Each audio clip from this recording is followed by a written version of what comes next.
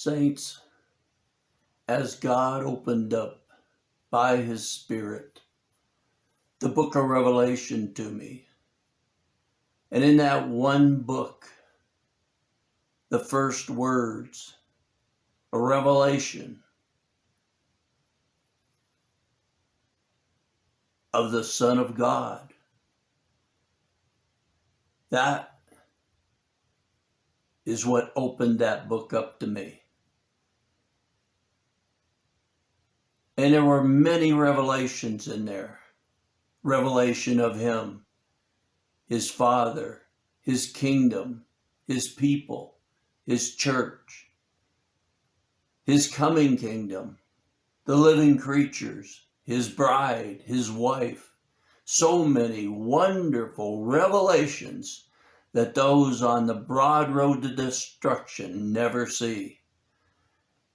But one of the most amazing revelations was the revelation of his name. I, like most of you, many of you, had for years thought I knew his name. My wife and I had many of the miracles that you read about in my website or you've heard on these messages. We only knew him by the name that the church uses, and that was Jesus. And Jesus is a true translation of his name. But why does the church use a translation of his name? And what is his name? If you were there in those days, and the true name of the Son of the living God, the Messiah, the Christ, the coming one, his true name is Yeshua. But you don't hear that in church. You never hear it. And your leaders and your teachers, they never whisper it. But if you find out about it and you ask them, they'll tell you they're using a true translation, that it doesn't matter. They're using an English translation. But as we use that translation and go to other countries, they don't translate it again to their language. So why has that been done in the church? It's for the traditions of men, and it's because the church is in Babylon. And in Babylon, that's the name that's accepted. In these last days, as Babylon rules the earth, it's the name that's accepted, and it's the traditions of men. But you need to know his name. I tell many Christians this, and they just have a fit. How can you disparage the name of the living God, the holy name, the righteous name? But that was never his name. These leaders and these teachers that hide this from you, they'll tell you that that's his name, but that they use Jesus because it's a true translation.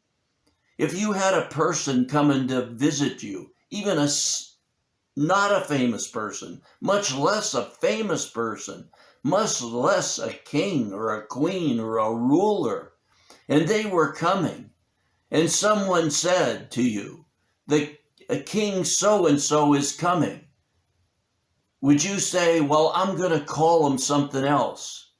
When he got there, how disrespectful.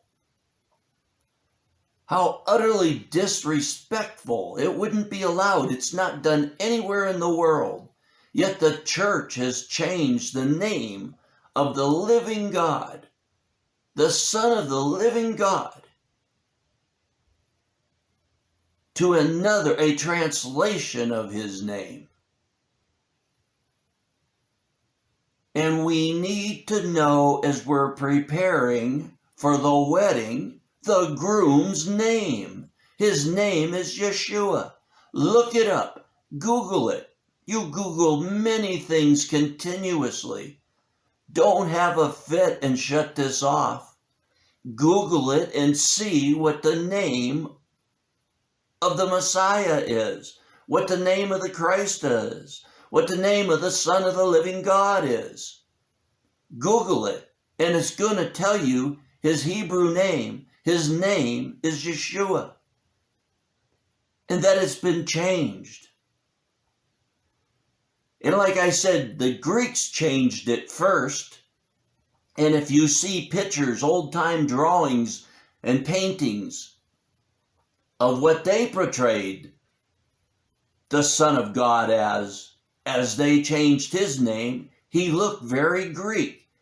He looked very Greek, and in a Greek manner were the images of him made. And then later, as Christianity's moving more fully into Europe, and with the Europeans, they want their own God, and they want their own translation. And they change his name again to Jesus. And we've accepted that throughout most of the church age. But when you are told that that's a translation and that's the way it is and should be kept, why would you change his name? And why, as you take Christianity to other countries who have their own unique languages, Chinese, Japanese, Russian, Australian, Aborigines, why don't you change his name again to their language? Because it isn't done. And as I said, as the book of Revelation was opened up to me, and I saw these things, one of the things I saw was his name. And it stunned me that we would use another name. And I'm not saying you can't be a Christian or you're not his if you don't use his true name or don't even know it.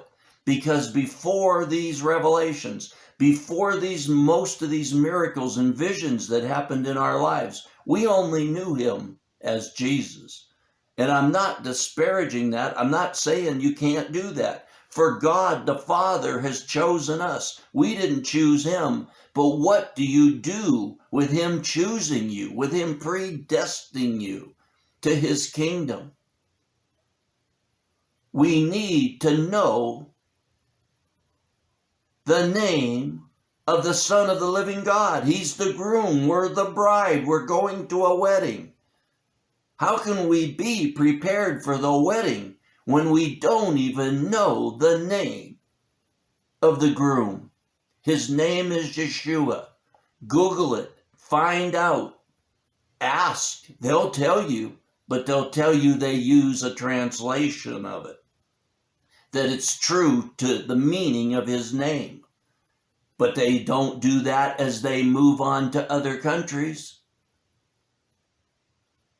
Know the name of the Son of the living God and prepare for the end times. Prepare for the pre-tribulation rapture, that you can be ready to go to the wedding feast at his Father's house as the bride prepares herself. The name of the Son of the living God is Yeshua. Call upon his name, acknowledge his name, and prepare for his coming.